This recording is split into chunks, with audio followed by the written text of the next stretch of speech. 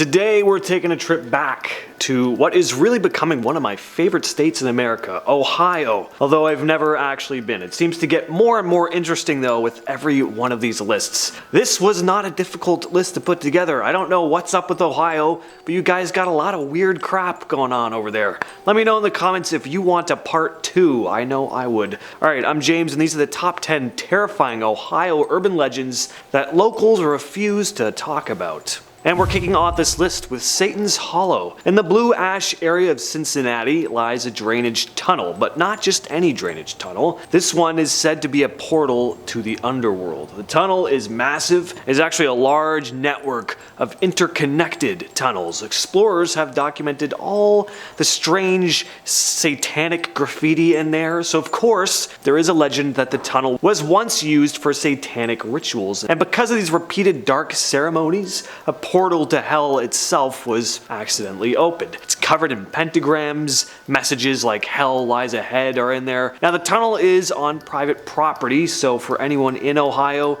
or thinking of visiting there, none of you heard any of this from me. Plus, exploring dark prohibited tunnels in the middle of the night, pretty risky even aside from meeting a horned demon goat monster. Number 9, Munchkinland. Once again in Cincinnati, there is a legend of a place called Munchkinland, aka Tiny Town, located near Rumpke landfill. There was an area featuring a collection of small houses and buildings where small people were said to live, hurling rocks at passing cars in order to ward them off. There are stories about the unfortunate folks who stopped their car in the area only to be met with angry little folk rushing out of their tiny homes, rocks in hand. As to where these small people are said to come from, some say they were all retired circus performers, others say they're simply mythical creatures. Now you can check the area out for yourself, but unfortunately most of these structures have been torn down now, so if there really was a town full of angry munchkins living there, I guess they scattered and built a new township, maybe deeper in the woods,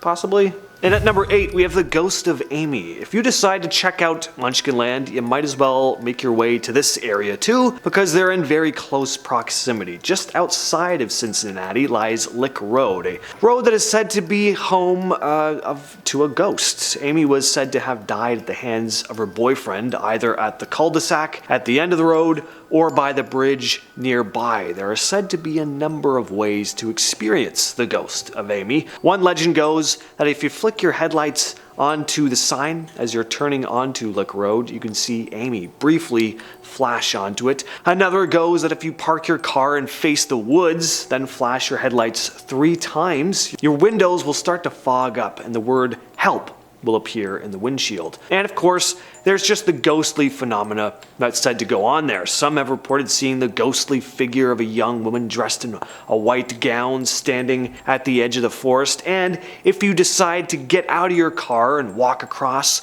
the nearby bridge, you may just hear footsteps following you into the woods. Next up we have the Waxman. Once again, another Cincinnati urban legend. Lots going on there. A tunnel to hell, munchkins who throw rocks. There's a hook-handed man I may discuss later in the list, and a mysterious man with a waxy face. So the legend goes that this man leaves his home at the same time every night at 11:30 and drives his gold car to the junkyard. He's often described as an elderly man with a face that appears to be made out of wax. Now, I don't know if that means his face is just kind of shiny or if it looks like his face is melting. If you've ever seen him, please let me know in the comments. People have reported trying to follow him, but he's very good at evading people, timing his trip perfectly so that he never hits a red light. And as to what he does in this junkyard, nobody is completely certain. Some say that he's a ghost who died in the junkyard, forever doomed to repeat the final moments leading up to his death. Number 6, the Gazebo in Eden Park.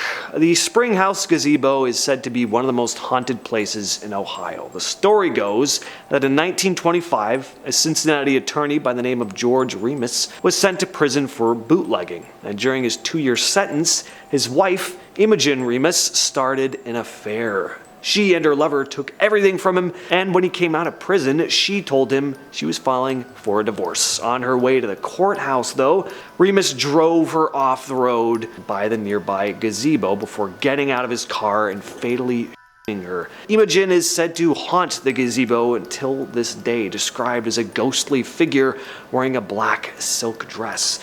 Unlike with most ghosts, though, she's apparently often seen in the early hours of the morning before the sun has fully risen. Next on the list is Buffalo Ridge. Located in Cleves, Ohio, this place is home to a number of ghostly tales. There's supposedly an abandoned crematorium where satanic rituals took place. There's said to be a demon dog stalking the forest, a headless ghost who roams the land in search of her head. There's also a bottomless lake where unfortunate victims were dumped, their spirits trapped within the murky water. There's a tale of a group of teenagers in the 50s who crashed on Buffalo Ridge Road, and another said to be a ghostly car that attempts to run people off the road too. The most famous legend surrounding Buffalo Ridge tells of a young man who was hit by a speeding drunk driver. The boy left a blood stain on the road, a stain that never seems to go away. And if you do find the stain, decide to stop and inspect it, stay alert, because the van of the hit and run driver from all those years ago might appear and try to run you over too. So that's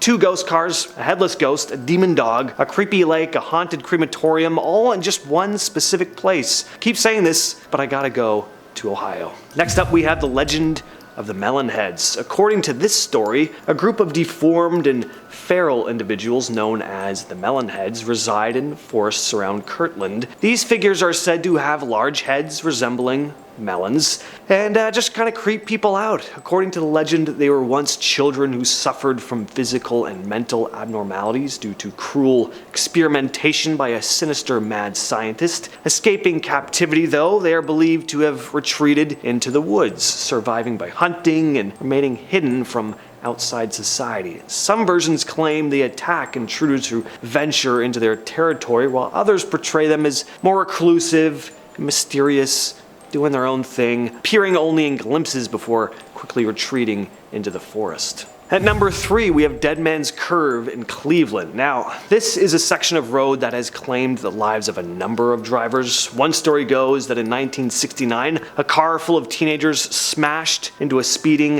1969 Roadrunner. There was only one survivor. At the intersection of State Routes 125 and 222, where this accident took place, some have reported seeing a faceless hitchhiker standing by the side of the road between 1:20 and 1:40 a.m. Sometimes he's even seen standing right in the middle of the road, leading drivers to nearly crash trying to avoid him. And those who don't move out of the way in time report phasing right through him, at which point he'll start chasing the car down the road before eventually vanishing into thin air. Some also claim to have seen either an Impala, that type of car that teenagers have been driving, or a Roadrunner driving along the road with no one in the front seat. It's said to be one of the most haunted places in Claremont County, but if you decide to pay it a visit, just keep your eyes on the road. Number 2, the Hook Man. In the village of New Richmond, there is said to be a terrifying specter, that of a ghostly figure with a hook for a hand. The man with a hand for a hook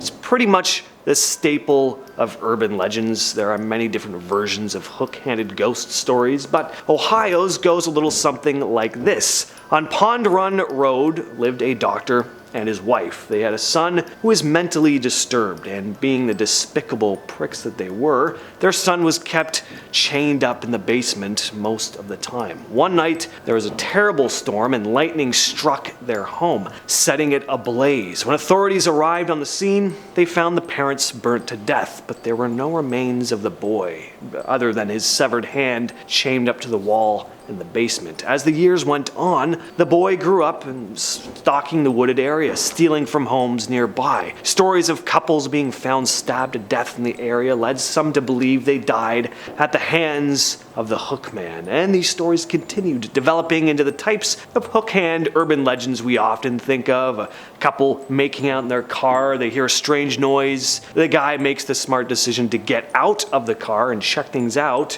rather than just drive away, and pays for it by taking a hook to the cranium.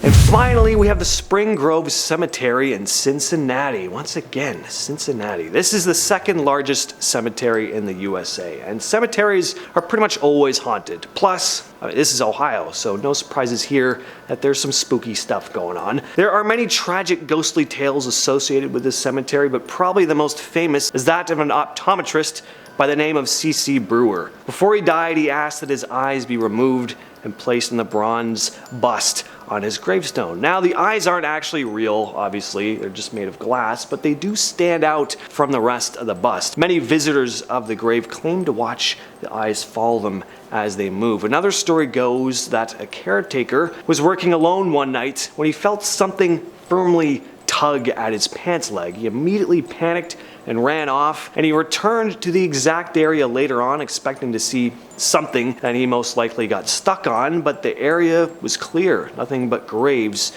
below his feet. With all that said, I've been your host James, and I'll catch you, yes you specifically, in the next video.